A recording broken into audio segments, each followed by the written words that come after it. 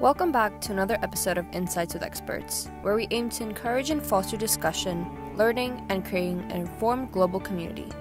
To view this and other interviews in detail, head over to theseer.org, linked in the description. If you haven't already, please like and subscribe to our channel for constant updates. Enjoy the episode. Hello everyone, and welcome back to another episode of Insights with Experts. Joining us here today, we are very, very fortunate to have Byron Dempsey. Now, today with us, our guest here is the current founder of the Driven Young podcast, a podcast that aims to really inspire the younger generations of today. And I'm sure it's something that we're going to be learning all about today in this interview. Byron, it's absolutely wonderful to have you here today. Just to start off with, how are you? How are things in Sydney and everything like that?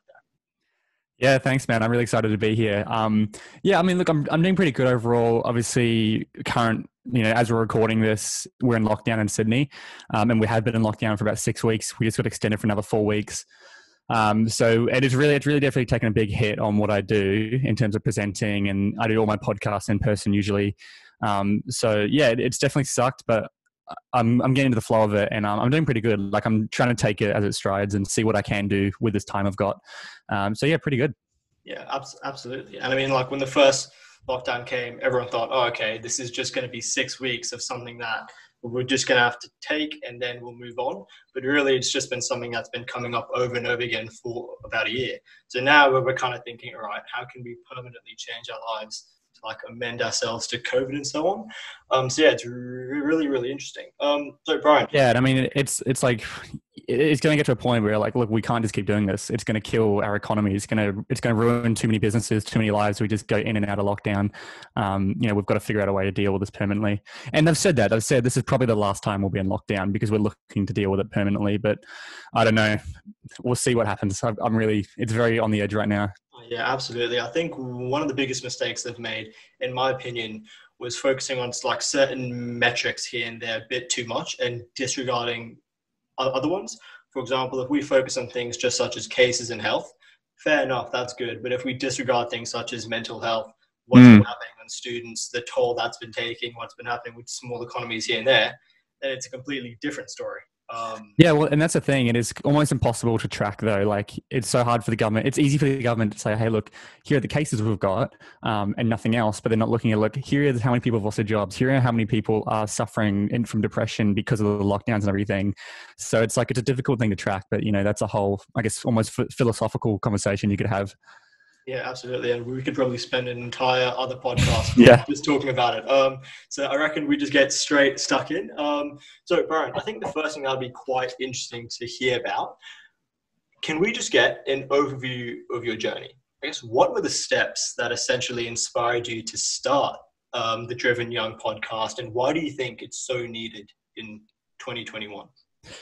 Yeah, so I've been making videos since I was about 11 years old. So I've been wanting to be a filmmaker for a long time. And I originally started making lightsaber battles and gunfights with my siblings. And I just make stuff like that. As I got into high school, I started to commercialize it. I'd start making money off it. I'd make videos.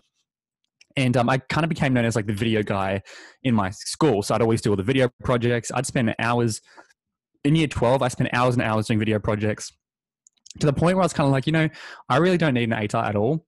For what I want to do. It's really, going into a creative video path. ATAR is kind of useless. And so I was I'm just going to spend more time on the videos because that's what people are going to remember me for. And that's going to be more fun. So, and to be fair, I think this was a bit unfair on me for teachers. They were giving all this video work in the height of studying, where everyone else was studying. I was working on these video projects, videos that played at graduation and stuff, but I had a really great time. And so when I graduated high school, I couldn't see any value in going to university. And I got into university, but I couldn't see the value for filmmaking. So I just started making films. And I landed a job with a guy called Glenn Carlston, who runs a pretty successful business around the world. And my role was to follow him around, making videos for him, kind of like Gary Vee style, just growing his personal brand, making tips. So I learned a lot about video marketing, and I learned heaps about business and communication and all these skills that were kind of fundamental skills. I was learning so much in this position. It was an awesome spot for me to be in because I follow him around. I just go to all of his events, all of his workshops and stuff. And about a year and a half in, I started doing less work for him and taking on other clients. And I started my own marketing business with video. And I kind of just had this realization I've learned so much in this year. Why didn't I learn any of this in school? And I started floating this idea with people, including my family. And I started talking about it, and everyone seemed to agree with me. Everyone was like, yeah, what you learn in school is not really relevant. And I was like, really? Okay, so I wasn't the only one who had this thought. Then I went to a podcasting conference in 2018, and I spoke there, and I met literally some of the biggest podcasters in the world, like in America and stuff. And I spent like 2 days doing a retreat with them, which was awesome. And that really made me go, wow, podcasting is really cool. And I had this realization podcasting would be an incredible way for me to get this message out here, which I think is really important. I can cover any topic I want because I can bring on experts to cover those topics. And then I can film it, and I can use my video skills that I've used to create content and put content online and start growing the podcast through that way. And so I started it. I was quite passionate when I started, but as I've been doing it for almost 2 years now, I'm even more passionate because I get messages every day from different people. I get comments. I get all these people. I'm just constantly seeing how big of an issue this is, and it's massive. This next generation I'm really worried for. So yeah, my big belief is if we can fix the education system in Australia and fix education at that level, that's really the baseline for our economy, because it'll help fix so many other problems, climate change, all these problems that, the world faces or our country faces. If we can fix the next generation, they're going to be the ones who solve that problem. So yeah, that's kind of, I guess, a long story long or a long story short, whichever way you want to look at it. But that's kind of, why I do what I do. Yeah, absolutely. And I think it was Steve Harvey who said, you have to find what you have a comparative advantage at. So, what is it? What's like your niche? What's the thing that you can do that you're one step ahead of above anyone else? And often finding that is something that students have a hard time doing, because in school, there's also the classic Albert Einstein thing. It's if you judge a fish off its ability to climb a tree, it's going to think it's stupid, right? School doesn't give students the opportunity to find their niche. It says, look, here's what you have to do. You're going to do this in this set time. You're going to learn this because we want everyone to learn the same thing, and so on. And so it seems like this is something you can really empathize with, and this is quite a huge issue. And with that, I wanted to then move on to just issues with Gen Z as a whole. Do you think the education system is the biggest issue Gen Z is facing? Or do you think there are other certain more pressing issues here and there that we should be paying attention to as well? I think it's the biggest issue they're facing. I just think it can fix a lot of the issues if we really update the education system and put more focus on different areas. I think the biggest issue Gen Z are facing is probably technology, in terms of addiction with technology, social media, how we're constantly comparing ourselves to other people. We can see everyone's perfect lives, but we never really see the downside. So we've got this really unrealistic expectation of what our life could be and should be, when really at 20 years old, 18, 19, 20, 25, even 30, like most people have no idea what they're doing. And other generations, even though it existed, they didn't see it. It wasn't slammed in their face as obviously as it is for this generation. Obviously, there's climate change and stuff like that. But I think that's one of the biggest issues. I also think, you're in Melbourne, I'm in Sydney, two ridiculously expensive cities. It's getting harder and harder to move out and live life. Just it's getting difficult so young people are stressed about that. I guess you're caught between the whole, do I have fun while I'm young and then suffer when I'm older, or do I work hard now and enjoy it while I'm older? But then when I'm older, I might have kids, I won't be able to travel. So there's a whole bunch of things going on. But I just think if we can deal with a lot of those at the base level, which is the education system. So if schools being way more supportive to deal with technology and deal with these different things and really focusing on issues that are prevalent rather than focusing on geography and memorizing essays so you can regurgitate them in a handwritten test, which is completely redundant now. I just think, I think the system is very broken, and it's important to say the system is broken. Like, it's not teachers' fault. Yes, there are bad teachers, but it's just like any other profession. There's going to be people who are good and people who are bad. So it's really not the teacher's fault. I actually have a lot of teachers reach out to me saying, they love my content and they feel stuck. So it is really a systemic issue from the government level. Yeah, absolutely. There's this concept that's called the knowledge half-life retention. And essentially what it is, like, let's say I take a course in a certain subject. In how many years will half of what I learned in that course be completely redundant because of how fast things have moved? And I'll give you an example. In the field of medical research, the knowledge half-life retention, if you took a course in 1950, was 50 years, meaning that 50 years after you took your course in 1950, half the things you learned would be redundant. They did the exact same study of a medical research course in 2017, and take a guess what the knowledge half-life retention was. I would guess like 6 to 18 months or something. It would get 2.5 months. 2.5 months. It's like psychology, I think, is about a year as well. Like it's crazy. And that's the whole thing. Like, I mean, a shelf life, I think, of an average degree is probably 5 years max. Like, really, once you are in the workforce, it's more about who you know than what you know. It's more about, building relationships, having good communication skills, climbing your way up, being smart. It's not about how good you are on an exam or how good you are at your actual job. There's so many more elements. And once again, you have no idea about that until you enter the real world, because school's just like, if you're good at exams, you'll be good at life, when that does not translate at all. Mm-hmm. Yeah, absolutely. Absolutely. I also wanted to talk about that point you made about technology, social media, and so on. And that's the whole idea of social comparison theory and everything like that. If I go on my phone right now, I'm going to see all my friends at their best, whether they're on a trip to France or whether they've got that new shoe or whether they're super happy because they just completed this or blah, blah, blah, blah, blah. I'm going to see the best highlights of their life. But really, that's like 5% of what they experience. I mean, maybe less. And that's raising such a high expectation. There was this, I mean, this is like a experiment that's been happening for ages. And they did this exact test on 2 monkeys in a cage. They had a grape and they had a carrot, something like that. And the grape was more enjoyable than the carrot. They started off giving the monkeys both carrots, and they both enjoyed it to the exact same amount. They then gave one monkey a grape, and they fed that other monkey carrot, and the monkey did not eat the carrot, even though the last thing he ate was a carrot. But because the monkey next to him was eating something more enjoyable, he refused to have that. So imagine a student now is consistently being fed a carrot every time they go on social media because they see all their friends are eating grapes. I think that's what's happening. And the thing is, often your friends aren't even eating grapes. Half the time it's lies. Like, I've been seeing TikToks of people who they'll have like a photo of like them hiking, and then they'll be like, "Here's the real story behind this. I was miserable and blah blah blah." And I'm just like, well, why did you post that photo? Like, I look back at my Instagram of me traveling and stuff, and all the photos are like fun. Like, I genuinely was having a great time. It's like, so not only are some people posting these highlights, they're posting fake highlights, which don't even accurately represent what they're doing. So, I mean, that's a whole conversation to go into. There's lots of documentaries like The Social Dilemma and whatnot. But yeah, that's a big issue. Yeah, absolutely. Absolutely. And that one last thing you were talking about as well with the whole economic side of things. As you said, the cities we're living in, the cost of living right now is so high.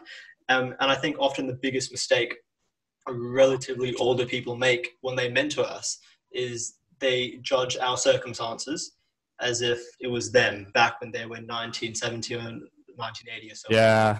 And yeah. You just can't make that comparison at all. This is something I talk about a lot. The line I usually use, which is pretty clickbaity, but I'll just say, the reason we shouldn't listen to our parents is because our parents are giving advice based on what happened to them when they were, going to study or whatever. And they're going, no, go study. That's how you be successful. But it's like, yeah, that's, if you studied in 1990 and you got a degree, you were set for life. Now it's completely different. Like, half the degrees are kind of irrelevant. As I mentioned, it's so much more about who you know rather than what you know, and all these other aspects to it. So yeah, it's a great point. It's like, really, I would take advice from people, but really you've got to apply it to your own life. Like, don't listen to any one person. Don't listen to anyone. Really take advice, see if it applies to you, and apply it. That is a big thing I see with parents. They'll be like, you have to get this degree. You have to go to university. You have to, whatever it is, whatever they say. And often they're not basing it on the 2021 world or the 2020 world, and more, 1990 or 2000 world. Mm-hmm. Absolutely. And so, yeah, with this, I want to move forward, so we're currently talking about advice and so on. And I think what we can kind of get from here is there's no one formula. It's not just, all right, you take this, you do well, you go work at this firm, and boom, you're set. I think there are multiple different pathways students can take now. And we often see that from the people, I guess, me and you have actually interviewed in these podcasts and so on.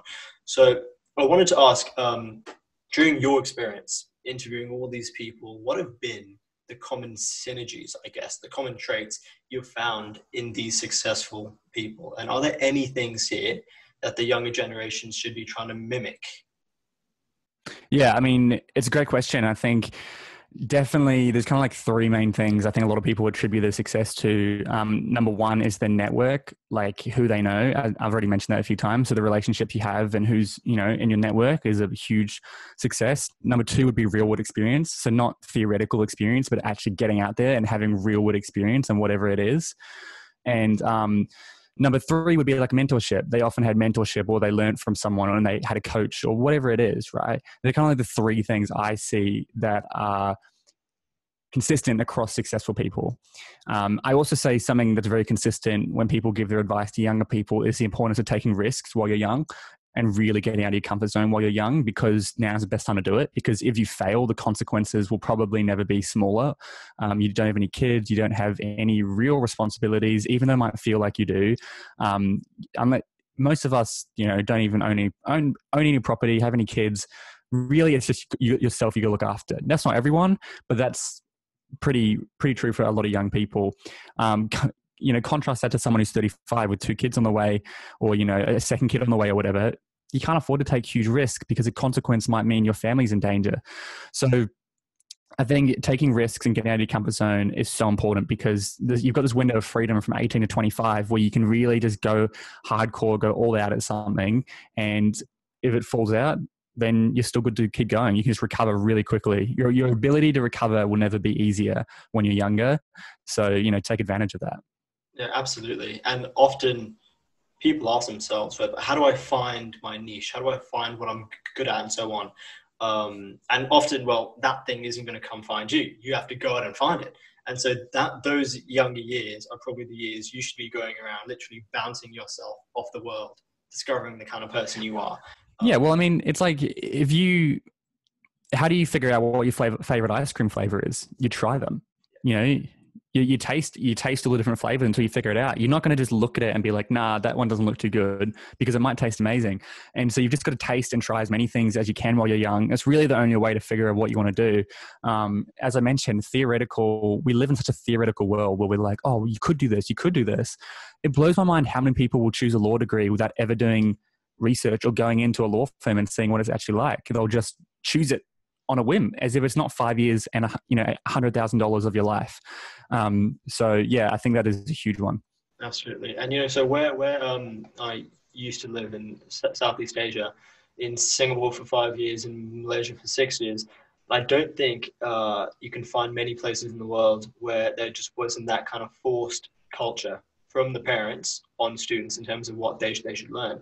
Because there was no exposure to the actual kid themselves to go out and taste a bunch of things, it would literally just be their parents saying, look, I was an accountant, it worked for me, so I'll tell you what, you should probably be an accountant. If not, your uncle's a lawyer, your aunt's an engineer, so I'll tell you what, lawyer, engineer, doctor, lawyer, that's maybe about it.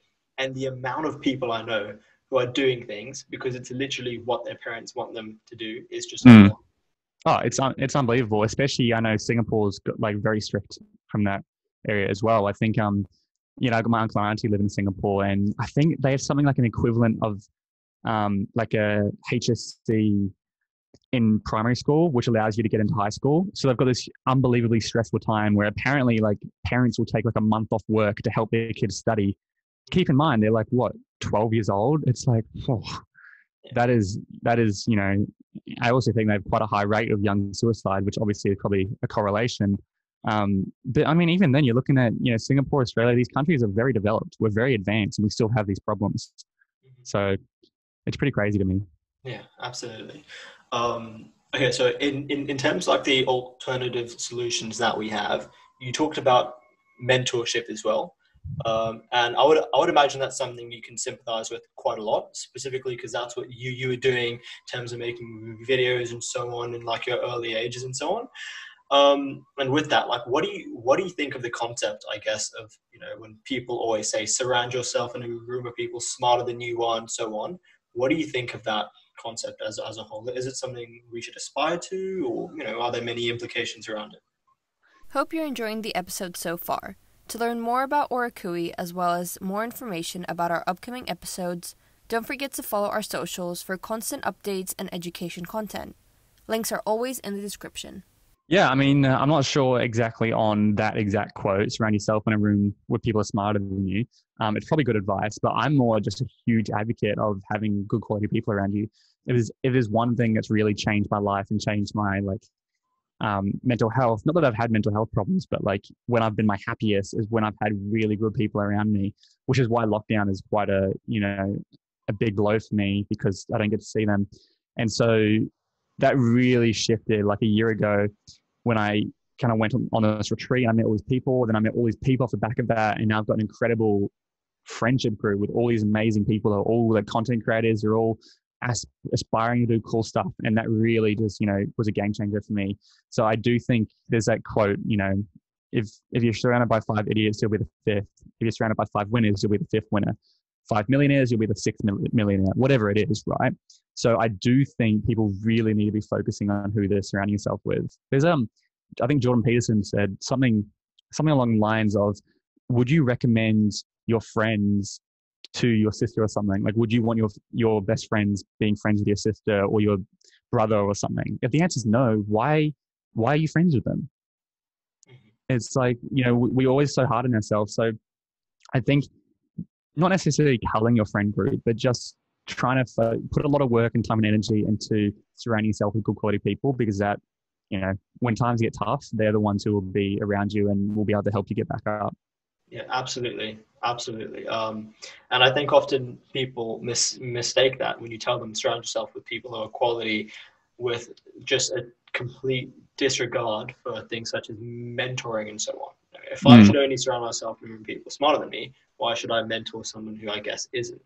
And then that brings the whole idea of reverse mentoring, giving back. And I reckon that just, I would almost transform the quote to surround yourself in a room of people who have a different perspective than you. Yeah. And I think, the whole mentoring thing, like my friends aren't my mentors, but I learn from them. And so, mentoring is interesting because you can essentially have mentors. Like people might say, Gary Vaynerchuk is my mentor, but he's never met you. But because you watch so much of his content, you consider him a mentor. People might even say that about me. And that's really cool because I've got access to all these mentors. For me, I don't know if I'd really say that. I would consider probably 2 people in my life who have been mentors. Number 1 was Glenn I mentioned on. He didn't even mentor me. I just learned by being around him. Number 2 is a guy called Brent, who is he's definitely, we spend a lot of time together. He mentors me in public speaking. He's training me up to be a part of his company. And that's been really valuable. Like in terms of public speaking, like far out, having a mentor for that has been a game changer. So yeah, the thing about mentorship is you can skip years and years. Like for him, he started presenting about the same age as me, but he had to figure it all out on his own. And he was doing like 1 or 2 or 3 workshops a year. Before COVID, I did like 10 workshops this year.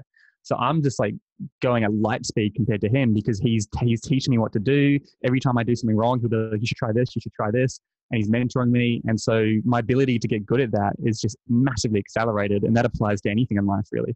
Mm-hmm. And just looking at that case study of you and him, imagine we took that and we replicated that for just, I don't know, a full cohort of students. So imagine the potential of people we could have in the future, the problems we could solve if everyone was already 15 years ahead of their time. It would be amazing. Yeah, well, a huge project I'm working on a gap year project where we're creating like a gap year program for young people. And the essence of that is just connecting everyone. Like we're going to have parties, we're going to have monthly workshops and huge meetups and drinks and just traveling and doing all this cool stuff, partnering with all these amazing companies. But the essence of it is just bringing people together. How many people are like mid-20s with no friends? I know so many people who are like 5th year university, they don't have a single friend in university. And it's like, how is that even possible? Like people are really struggling to make friends. And so I'm like, what if we just force it on them essentially? Join this program, just come to the events and we will basically force friendships on you. You can't not make friends through this because we're going to be meeting up all the time and delivering this great experience. So that is something I'm really passionate about, is trying to help young people connect more, especially because my first 3 years out of high school, I didn't really have good connections or good relationships with anyone. I was very much alone in that journey and it was really tough. Mm-hmm. Oh yeah, absolutely. And I think just the whole idea of connections, talking, it's such a powerful skill. And if you can even master it from a young age, I mean, I've heard I mean, I was speaking with this guy, and he was a former CEO of DHL, and essentially we were asking him, all right, in the interview, we asked him, like, what was the most important thing you would attribute your success to? And he goes, without even a pause, without even anything like that, he just says immediately, networking. It's what everyone says, dude. Like, everyone says networking. So it's like, well, if everyone's saying that, maybe I should work on that. And that's what I've been doing for the past year. And honestly, actually podcasting has been like a mega hack. Like, the amount of people I've been able to meet through the podcast has been game changing. Oh, absolutely. Absolutely. And then, because we talk about networking all the time. Like, everyone here is networking. The phrase, it's who you know, not what you know, gets chucked around everywhere. But what doesn't get told students is, okay, how do you network? I know it's important. Yeah. How do I do it, right? Yeah. And, I think that's, how do you, what would you say, I guess? Yeah. Networking. Can you learn it through a course, or is it something you just have to chuck yourself into? Yeah, look, I honestly think I could teach everything I know about networking in like 5 minutes if people just implementing. There's so many things. Like, there's a concept my friend created, a really good mate of mine. He's actually a co-founder of this Gap Year project called Joe Weeby. Got an amazing podcast, and he talks about it called the 1,000 Doors concept. And it's kind of how I've lived my life before I even met him, but it's a great metaphor. And it's basically behind one door could be 1,000 more doors. And so whenever you see someone, most people will see someone and go, are they going to be beneficial to my life? Probably not. No, but they might know someone who's going to be beneficial to them, and they might know someone. There could be a potential 1,000 doors behind someone. And I promise you, there are genuinely people in my life who I've met, and they have opened probably 1,000 doors just by introducing people to me. And we say the fastest way to open doors for yourself is to focus on opening doors for other people. If your focus is to help people and be genuinely curious in people, rather than going, what can I get out of it? What can I get out of it? How can I get them in my network? Instead, you're going, how can I help this person? Who can I introduce them to that's going to be beneficial? If you introduce two people and they become like best friends, or they become business partners, they're going to love you for the rest of your life, and they're going to want to help you as much as possible off one introduction. So that's probably the first thing I would say, is that adopting that 1,000 doors mindset. The second thing is volunteer. Go to volunteer events, go to all these different things. Put yourself out there, get out of your comfort zone, set a challenge, try to get coffee with someone once a week, message people and say, hey, I'd love to buy you a coffee. Would you be able to, I'll come, there's a cafe downstairs from your work. Can I get 20 minutes of your time during your lunch break or something? You drive out to them, you go to them, you get coffee with them. Your agenda is purely to be genuinely interested in them, be curious, not what can I get out of them. Hey, I want to buy you a coffee that I can get an opportunity from it. It's not going to work. So, and I know people have done that. I've done that. I've gotten coffee with heaps of people, and you just got to make sure you're driving it to them. You're making it easy for them to say yes. And then you can even get as simple as just DMing people. I have a whole episode with my mate Andrew, who's built relationships through Instagram. He'd go to like a page that resonates with him. So let's say Yes Theory. He'd go to a Yes Theory page. He'd find people who are commenting on the page. He'd click on their profiles and DM them like, hey man, I love what you left in the comments. I'd love to jump on Zoom and have a chat. They might say no, they might say yes. If they say yes, to jump on Zoom, build the relationship. He's got friends all around the world. That's how he met me. He reached out to me through that way. So, I even do a challenge, and maybe I'll challenge your listeners to do this, is to grab your phone, go onto your Instagram, click on who you're following, flick through it for like 5 seconds, land on a random person, click on that person and just say, hey man, hope you're having a great day. Hey, I hope you're having an amazing day. You're not trying to use this. You're not trying to get anything from them. Just see what happens. I know someone who does this for business owners. He's gotten people to just say, hey, hope you have an amazing day, to 5 people. And off the back of that, some people have landed like $250,000 deals, because they go, hey, thanks so much for reaching out. That's awesome. How are you doing? I'm doing great, thanks. We should grab coffee. Bang, bang, bang. There you go. So it's really not as intimidating and as hard as you think. If you are introverted, then you go with the virtual edition if you want. But if you are introverted, you've kind of just got to get over it. Like, you've got to push through it. I know it's going to be more difficult. That might be a bit of tough love, but it's like, what do you expect is going to happen? Absolutely. And I think there's this big misconception that everyone I reach out to will say no because I'm the smallest in the room, because I'm a student. Well, I think that's probably one of the most false things I've seen. If you reach out and if you genuinely just like portray yourself as a human, not someone who says, hey, I can improve your SEO marketing, I could do this, somebody who wants to obviously get something out of you. If you literally just put yourself as a human, I think I interviewed Sean Gold about a few weeks ago, and so this guy, he's a serial entrepreneur. He ran the Miami nightclub scene for some time, and I essentially asked him. I said, Sean, imagine I represent Gen Z, and I approach you at some kind of event. I don't know what it is, at a restaurant, at a game. I don't know. I approach you and I ask you, okay, I have 30 seconds with you, and I want to network with you. What do you want to see in me? And the first thing he said was, okay, firstly, Sham, you would never catch me dead at a networking event. Everyone doesn't want to genuinely connect. They want to sell me something. Yeah, pretty much. Let's say we were at a genuine place and you actually did want to connect. Literally, just ask me how I'm doing. Be genuine. Like, you don't have to sell me anything. Literally, just come be a friend. And I think that's the easiest part of the entire thing. I mean, there's a few things, like people like themselves. So if you're looking to network and build a relationship with someone, find common ground. It could be as simple as, oh, you both like the same footy team, or you both watch AFL, or you both, whatever it is, right? And that's where, sadly, I think women might be at a disadvantage in terms of the business world, because if it's very male dominated, it can be a lot easier for men to build a relationship with men, and vice versa and stuff. But people like themselves, and people don't care how much you know until they know how much you care. So people will often go, here's what I know, here's what I know. Don't do that. Go up to someone, be genuinely interested in them. Ask them, how's your day? Ask them a question that's going to throw them off guard. So say, hey man, so you've done 65 interviews over the past year. Which one has been your most interesting? And you go, oh man, there was this guy who one time he did this and this and this. And you go, oh man, that's incredible. And like, how did that make you feel? Oh, awesome, blah, blah, blah. And then you go, oh, what's your name, by the way? Oh, I'm Byron. Nice to meet you. Oh, you're that dude who does the Driven Young podcast. What's that like? Bang. Now that you know that I'm interested in you, you're going to be interested in me. So there's heaps of communication skills you can talk about here. And I teach this at that event I've mentioned, Empower You, which is a personal development event for teenagers. We do a whole 2-hour section on communication skills, and we draw up all this, we use examples, we teach them all these strategies, and it's just so valuable because communication and networking really go hand in hand. Absolutely. And with this entire thing, I wanted to move forward onto the next question now. This is essentially, in the entire space of podcasting that we're currently in now, as someone who's actually done relatively well in terms of the podcasting scene, what advice would you have for younger people in terms of making a podcast that's going to stand out in such a crowded space? Yeah, I mean, first of all, I think the illusion is it's a crowded space, and it's the massive illusion. People leave a lot of hate online and like, oh, another guy starting a podcast, whatever it is, right? And I know it can almost be cringy to start a podcast now. Luckily, when I started my podcast, it definitely wasn't. It was 2019. It was still kind of against the norm, and now it's very normal.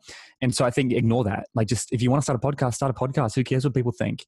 The other thing is, as I mentioned before, 85% of podcasts don't make it past 8 episodes because starting a podcast is sexy. It's fun. You got to come up with a name. You got to come up with an idea. You got to buy all the equipment.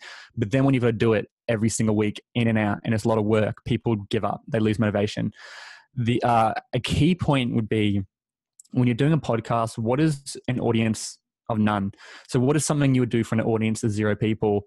Your podcast, whatever your topic or whatever it is, you should be willing to do it to an audience of 0 people. And if you adopt that mindset, you're not looking at stats, you're not looking at numbers, you're not looking at followers. You're really just doing this because you want to learn and you think this is valuable. So that is a few key things, but really you also need to find a niche. You have to niche. And there's kind of 2 main ways you can niche. For me, I haven't niched via content. I do episodes on health, on networking, I've done sexual assault episodes. I've done mindset episodes. I've done dating, relationships. So I haven't niched by that, but I've niched via my age and my demographic. I niched via young, typically Australians, although I've got an international audience now, but originally it was 15 to 23-year-old Australians, senior high school, early university. And I cover any topic for that. So you got to find a problem in the market, solve that problem with your podcast, and you have to niche. Everyone, I see a lot of people starting a podcast as a personal development podcast or a podcast for whatever it is. And it's what is different between you and Joe Rogan? What's different between you and Tim Ferriss or all these other huge names who have millions of listeners? It's how are you any different? And it can't really just be you unless you're really that great of a host and you're really that different to the other guys, like I think I'm happy with my hosting abilities. I think I'm quite experienced and good, but am I that different from Joe Rogan? I don't know, maybe a little bit, but essentially it's really, you've just got to find a niche. Why would people listen to my show over his? Well, because I really make sure my show is specific to young people.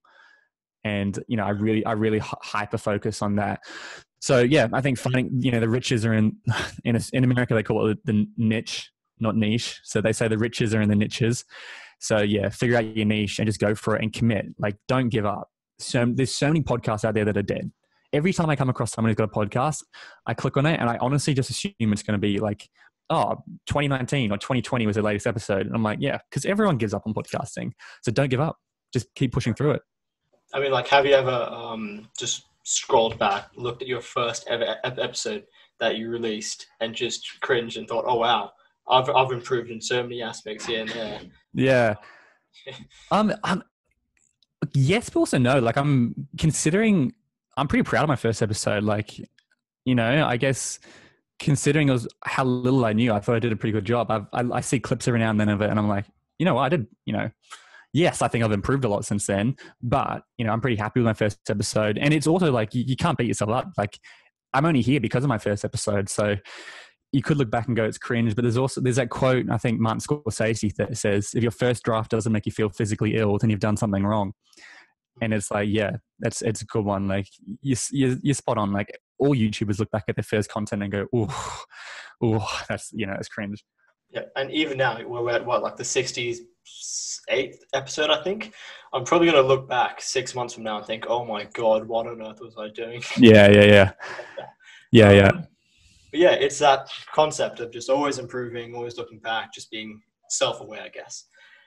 So in terms of the next thing I wanted to talk about, so we spent some time at the front talking about societal issues, specifically the education system, aspects that we think are broken here and there. And then we talked about certain things that students should try and acquire. Things such as soft skills, emotional intelligence, things that are going to transfer to anything you do, any job. And I wanted to ask, how do you think we can amend? I mean, that's if we even still need the current education systems. How do you think we can amend them to try to fit for more of these things, such as emotional intelligence, soft skills, X, Y, Z? Like within the education system? I mean, if you think either we amend the current education systems, or if you think we didn't even need the current education systems and there are other pathways to kind of gain those skills. Yeah, well, I mean, look, I would love to, have a look at it, tackling the education system. Without a doubt, it's a massive job. And that was kind of my long-term goal. I'm kind of, as I'm getting into this, I'm kind of going, maybe that's unrealistic. Maybe I just take control myself. That's why I'm starting this gap year program. Getting to schools is freaking difficult. Like, they are so resistant to change. And it's kind of like, I think it's almost going to be beating a dead horse if I'm trying to change the education system. So I'm more probably focused on taking it into my own hands. What can I do? Well, I have the podcast. I have lots of content I'm putting out. I put it on TikTok. I put it out for the world to see, which is, providing value, but also the gap year program, which is going to be really focused on all those skills you mentioned. It's really going to be, self-awareness, soft skills, leadership, communication, networking, building great relationships, traveling, experiencing new cultures. How stuck are you if all you've experienced is Australia? Like, if you haven't seen other Asian countries and experienced the poverty that they've seen, or the different cuisines and the different lifestyles they have, or gone to Europe and you've seen all this cool stuff, like, obviously that is a privilege, but if you're in Australia, you probably have that privilege. So I do think traveling and experiencing new cultures is really important and just develops you as a person, because you don't want to be stuck in your own echo chamber, which is a wealthy, almost obnoxious echo chamber. Like, whether you like it or not, we're rich in Australia and we have it pretty good. I know people complain, about the government, complain about how, whatever it is, but it's like, if you're in Australia, you're doing well. You're doing very well globally. And, so I think a bit of perspective is important when it comes to that. So yeah, I think that's really crucial for young people. And I'm not even sure what the age of your audience is. I'm always talking to my audience, which is young. But honestly, it's probably important for whatever your age you're at. Yeah, absolutely. And, often if you tell someone so if I would have that casual chat with someone in my uni now, and if I told them, okay, look, I started this company called Orakui. We do this, we do that. And I'll tell you what, in 6 months of starting this company, I've learned more about life, about anything than I have in my entire life. Mm. The education system. And they don't disagree. I tell them, look, go take a trip to this country, learn things, learn that. That's exactly what you talked about there. But while people agree with it, very few will say, okay, I'll actually go I'll actually go live in a different country. And the reason being is because the legitimacy of a university degree is still so high. Maybe it's declined over the years, maybe it's increased, I don't know. But the fact of the matter is it's still very inelastic. If you want a safety net, many would argue you still need one. Even then, it's not even a safety net. It's like an illusion. It's like you're getting a degree, which isn't a safety net. Sure, if you're in medicine or engineering or something, then your degree is probably a safety net. Like those are in a lot of demand right now. But like a business degree or an arts degree or all those sort of, generic degrees almost for people who aren't too sure what they want to do, they're not that safe anymore, which is something people need to realize. But it's such a great point you made. Like, sorry to cut you off, but like, I completely agree. That's it's something we're actually finding interesting with a gap year project. Like, we're really wanting 18-year-olds fresh out of high school to go like, I finished high school, I'm going to take a gap year with these guys. We're going to do everything for you. We'll give you the right companies to talk to. We'll build a structure for you. We're going to create our own online platform, blah, blah, blah. However, we are kind of finding the people are more interested are like 22, 23. They're going, you know what? I did uni. This looks great. I don't have any friends. This looks amazing. I now recognize how valuable this is to me. At 18 years old, you are right. It's a huge decision not to go to uni. I didn't have every single friend of mine in high school went to university. I was the only one who didn't. And even as a part of me, and my mum was even saying, like, when she hung out with my friends' parents, they'd be like, oh, what are your kids doing now? Oh, they're at uni. What's yours doing now? Karen, she'd be like, oh, Byron's, he's making videos and something. And she's amazing. She's not like shameful or anything, but there's still that point where it's like a lot of parents will be wanting to live vicariously through their children's lives. Oh, 100%. And I see that a lot. When parents talk with each other, when they talk about me, the main thing that they'll talk about, what's he studying? That's the first question. Yeah, it's never what's he doing. It's assumed. Yeah, you'll never hear, what side business is he running? Is he playing any sports? Is he interested in this? Is he volunteering here? No, it's what's he studying, because that's the metric that has so much weight. It's degree, it's that ATAR, it's that educational thing, and yeah, I guess with that as well. I wanted to specifically talk about uni as a whole, because I had this interview a few days ago, and it was with this guy called Jonathan Aberman, and he's a serial entrepreneur in the US. He's a venture capitalist, very successful person, and he currently finds himself being the dean of Marymount University. And I had this exact talk with him. I asked him about the education system, about how things are moving so fast, and so on, and like, what are you doing to prepare your students for this, up and coming world? And he says that there's this big misconception. People are confusing the idea. People are assuming that there's this binary relationship, that it's either I educate myself or I don't educate myself. They aren't asking them, okay, what do I educate myself in?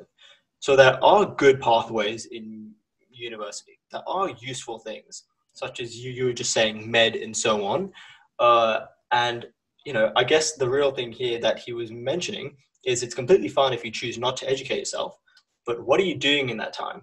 Like, you have to substitute that 4 years in uni with something productive that's going to give you the same level of enjoyment or anything like that. At least, I guess, if you aren't taking med or anything like that.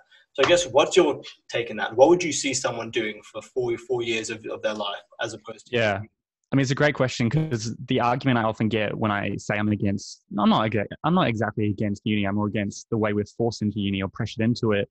And, but the argument I say is people will be like, oh yeah, I don't use my degree, but I got so much out of it. But I use a lot of the skills I learned in that and stuff. And it's like, yeah, I freaking hope you got something out of it. You spent 3 years of your life and 50 grand. But it's like, 3 years of your life and 50 grand to get a few, it really made me realize I've got to work for my, be self-motivated. It's like, you could have figured that out without paying that much money. So for me, in those, for example, I would just be finishing my degree now if I went to uni, probably, depending on my degree, or maybe last year. And in that time, I've run 2 businesses which have failed. COVID ruined the first one, but that's fine. I've built up the profile and Driven Young. I've got, heaps of opportunities coming. I've grown a lot. I'm really happy with what I'm doing. And I'm like, man, the opportunity cost for that would have been just studying for 3 or 4 years. And I'm like, far out.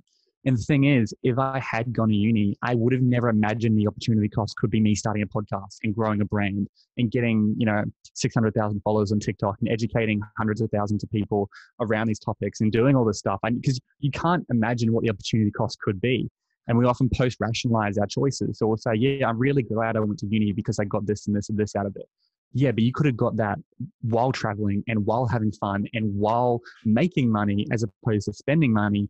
And that's where I go, not necessarily be guilty about what you did, but if, yes, you got stuff out of your degree or whatever it is, right? But when you're giving advice to younger people, do you seriously think this was the best course of action they could be taking? And so, yeah, I think the opportunity cost is such an important thing to weigh up. And I think very few people weigh up the opportunity cost when they're making a big decision, like going into a degree or choosing a massive job or, even who to date. Like, don't settle. I think you don't want to settle when you're young with one thing. As I mentioned with the ice cream thing, the whole point of being young is to try and taste and experience as many things as possible. Mm-hmm. And even now, so let's say I finish my degree in a year and a half or something, and I go and I submit my CV to a company. Take into account they're going to be maybe 2,000-3,000 other students from my uni alone who are going to have the exact same thing on their CV. This university, this degree, this course. What differentiates me from any of those 2,000 students? It's not probably okay if I got maybe a few marks higher on my weighted mark. It's what extracurricular things do I have there. It's what things there that really tells the employer about me. And it's those experiences, that's where you're going to gain your soft skills, your EQ and so on. And I think a big misconception is people think, okay, it's either or. Well, not necessarily. I think you can mix a bit of both here and there. Granted, you could probably maybe take more from one side, but at the end of the day, I think there's so much opportunity for students to just dip their toes in so many different areas, in my opinion. Well, yeah, and that's what we're really trying to encourage with this gap year project. It's like in this gap year project, number one, you can put that on your resume. I took a gap year. What did you do in that gap year? Oh, I'm glad you asked. I actually volunteered to work at a family camp for 3 weeks. And then I went to this country here. And then I attended workshops on communication skills and how to manage my money and finance. And we actually wrote a book. We read our own book in a week because we had that, we wrote our own personal book in a week. And you could take a copy of that book and give them the copy during the interview. Like in this thing, we want this to be something that's so valuable on your resume, because imagine how much more appealing someone looks if they've done all that cool stuff versus, oh, you got a HD and you got a distinction. It's like, no one really cares. You've got to fit in with the company culture. You've got to have good impressions. Even one of my most recent episodes on public speaking, she said, a good resume will get you the job interview, but a good conversation will get you the job. Your resume is a foot in the door and your degree is a foot in the door and that sort of stuff. But really it's about who you know, how you present yourself. People don't care how much you know until they know how much you care. People like themselves. First impressions, first 7 seconds, people make a subconscious impression of you. So it's really, as you mentioned, how do you differentiate yourself? What are you doing? Are you doing internships? Are you traveling? Are you doing internships? Are you doing work experience? Are you volunteering your time throughout university? Or are you just doing your degree and expecting that that's going to get you into the industry? And for some degrees it might. But, my mum runs a business for occupational therapists, and once again, she's looking for good therapists, but really when she's interviewing people, she wants people who have good communication skills, who fit in with the team culture, who understand technology and can do all this stuff.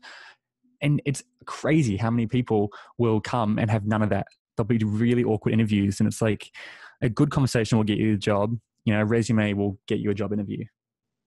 And even then, while a resume can get you a job, there's no assurance that you're actually going to get your foot in the door, given the amount of people there. And we spoke in the start a bit about the whole economics what the youth are facing now, trying to find jobs and so on. And I'll give you an example. So my manager at my part-time job, just for Christmas alone, he got 4,000 applications. He got Far out. 4,000, and he ended up employing 6 of those 4,000 people. So firstly, do you think, I mean, that's not his fault that he's not going to look through 4,000 applications. No way, you couldn't. You don't have that time. So he gets an algorithm, and that algorithm's going to pick out probably, I think, off the top of my head, I think it was 50 of them, which match certain keywords that they were looking for in the company. Of that 50, he'll have a look. Okay, cool. Maybe your resume gets you that interview, but at times the resume picks people who have good keywords, and then he'll invite them into the interview, and it'll be some dude who can't communicate because they haven't really dipped their toes out of anything outside of, well, sitting in a classroom, listening to what someone tells you and copying it down. Well, even then, like if that's 4,000 is insane. Like I wouldn't even be bothering with the resume at that point. I would be more like, how can I connect with someone, and whoever's making the decision, they're like, if I connect with someone and they refer me, that's going to be an immediate great. Like, let's say if I had 4,000 applications for a job, and someone let's say Brent, for example, my mentor, and he personally vouched for one of those 4,000, I'll give him the job. It's like, bang, that's all I need. If he personally vouches for that one person, then I trust that. And I'm looking for easy ways to employ someone, because you don't want to go through 4,000 applications. So it's like, it's more about who you know. And I actually did a whole episode on how to land a job with Ishana. She was similarly, I think it was like 2,600 people applied for a Google internship, and she was one of 6 that got them. And she explains, the whole strategy she used and stuff. And so, yeah, I mean, you don't want to be another number. I would find more creative ways to get a job. I've never really used a resume in my life. I probably never will. I'd more just, I guess, what I've built is my resume, the podcast and everything now. But most people don't have that. But yeah, I would just see how can you get creative, because, 1 in 4,000 or 6 in 4,000, that's difficult. And that's demoralizing. And I've heard even worse stories. There are certain investment banks in there. I think there was one with Goldman Sachs, if I'm not wrong. And with them, it's this guy who's the head recruiter, and he has this massive stack of resumes on his desk, like that thick. And the first thing he does is he puts his hand halfway through, takes half of them, lifts them up, looks at the bin next to him, and chucks them straight in. And his rationale behind that was, I don't hire unlucky people. Wow. That is the level of, I guess, luck and chance. Jeez. See, that's where it's like, yeah, I wouldn't trust the luck. I would find other ways to network with someone who knows him, who can give you a good recommendation or good end. And, that's what I really offer. I have a lot of young people reach out to me, and they'll do some work for free. And I'm just like, look, you've blown me away. If you ever need a reference, I'll give you testimonials, put me on your resume. I'll vouch for you. That's right. Because I'm like, I want to give back to them, because they've helped me. As I mentioned before, people don't care how much you know until they know how much you care. And I've really showed how much they care about what I do. And, they'll run my social media pages for 6 months or whatever for free. It only takes them a few hours a week, and they run it and for free. And now as soon as they need something, I'm like, well, you've done so much for me. I'll do whatever you need. And so if they go for a job, and maybe I can give them a good reference or what, I'm just, making stuff up here. You've got to apply this to your own life. But that's kind of the mindset I really encourage on people. Absolutely. Okay. So I'm going to have to bring this interview to a close, because I just looked at the time. And essentially how I'm going to bring this to a close is I'm going to ask you the classic question that we ask everyone that we invite on the show. And essentially what that question is if you could leave the youth with just one piece of advice, what would that one piece of advice actually be? Yeah, I mean, I've already covered it in this episode, but I think it would probably hark back to, you've got this window of freedom from 18 and 25. Really have fun and take advantage of it. Work hard, but you have fun. You can do it, and just get out of your comfort zone and take as many risks as possible. Volunteer your time. Start a podcast. That's impressive. If you go for any job and you say you've got a podcast, that's going to open up a conversation that's going to be impressive, right? So I was even thinking the other day, if you imagine your life like a video game, right? In a video game character, you've got your main quest you're going on, and there's often side quests throughout it. And so if you do a side quest, that side quest often won't contribute to the main quest at all, but it's going to give you a skill point, or it's going to improve you in something, or it's going to give you a better weapon, which is going to help you get to the main quest. So, volunteering, going to all these events or getting involved with stuff, a side quest that ultimately probably won't contribute to your career directly, but they will help you get there. So yeah, really it's take risks, get out of your comfort zone while you're young. Try have fun, be smart with your money. Don't get a car loan. Just be smart with your money. It's really just get out of your comfort zone. Really just focus on getting out of your comfort zone, because whether you win or whether you fail, you're going to grow, and that's one of the most important things that we can achieve as young people. And there we have it. Byron Dempsey, thank you so much for coming on. Everyone, this has been another episode of Insights with Experts, and I'll see you all guys next time. Thanks, man. Thanks for having me.